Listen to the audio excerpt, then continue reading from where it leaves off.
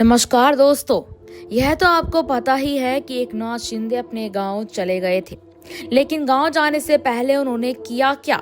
गांव जाने से पहले उन्होंने दो बड़ी चीजें यहां की। दिल्ली से लौटने के बाद उन्होंने महायुति की मीटिंग में न जाने से इनकार कर दिया।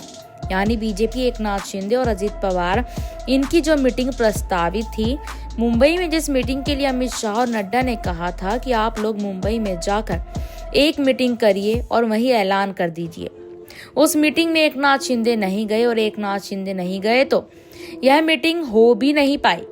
दोस्तों, यह मीटिंग कैंसिल हो गई, लेकिन इसके अलावा जो काम एकनाथ शिंदे ने एक मुलाकात की, और यह मुलाकात किसी और से नहीं, शरद पवार के सबसे करीबी नेता जितेंद्र आवर से हुई। यह मुलाकात वर्षा बंगले पर हुई और जितेंद्र आवर और एकनाथ शिंदे के बीच लंबी बातचीत हुई। महाराष्ट्र के राजनीतिक विश्लेषकों का कहना है कि दरअसल एकनाथ शिंदे शरद पवार के संपर्क में है और जितेंद्र ने इसलिए एकनाथ शिंदे से मुलाकात की है कि यहाँ पर एकनाथ शिंदे के विधायक, महाविकास अघाड़ी, इन दोनों को जोड़ लीजिए और अगर इसमें अजित पवार को जोड़ लीजिए तो यह संख्या 140 हो जाती है, यानी बहुमत के आंकड़े को छूती है। हो सकता है कि यह बात आपको हैरान करे, लेकिन महाराष्ट्र में ऐसा नहीं है कि पहले ऐसा हुआ नहीं है और राजनीति में कुछ भी संभव होता है।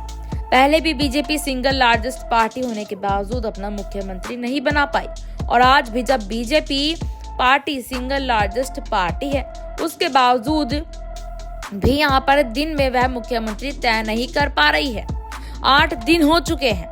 अब आखिरकार जितेंद्र आव्हाड को क्या जरूरत थी एकनाथ शिंदे से मिलने की, और वह भी तब जब वह दिल्ली से नाराज होकर लौटे और अपने गांव जाने वाले थे। उससे पहले एकनाथ शिंदे और जितेंद्र की मुलाकात हो गई।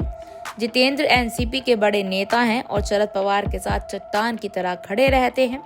शरद पवार महाराष्ट्र के सियासी चाणक्य हैं, हवा का रुख भाप जानते हैं।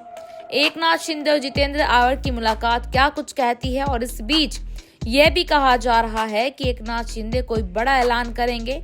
वह इतना बड़ा ऐलान करेंगे कि महाराष्ट्र की सियासत में भूचाल आ जाएगा। और सिर्फ महाराष्ट्र में क्यों आएगा दोस्तों, दिल्ली में भी एकनाथ शिंदे के साथ सांसद हैं, वहां भी हलचल बढ़ेगी। भारतीय जनता पार्टी को यह बात हजम नहीं हो रही कि दिल्ली में मीटिंग करके लौटे एकनाथ शिंदे ने एनसीपी के नेता शरद पवार के करीबी जितेंद्र से मुलाकात आखिरकार क्यों की। हालांकि आपको बता दें कि अभी तक कोई भी नहीं समझ पा रहा कि आखिरकार एकनाथ शिंदे एक्चुअल में क्या चाहते हैं। क्या वो सीएम पद चाहते हैं? लेकिन अगर वो सीएम पद चाहते तो यहाँ पर अपने बयानों में सीएम पद को लेकर जिक्र ना करते। अभी जो उनका बयान एक वायरल हो रहा है, जिसमें वो ये कहते नजर आ रहे हैं कि अमित शाह और पीएम मोदी जो कुछ कहेंगे मैं वही करूंगा।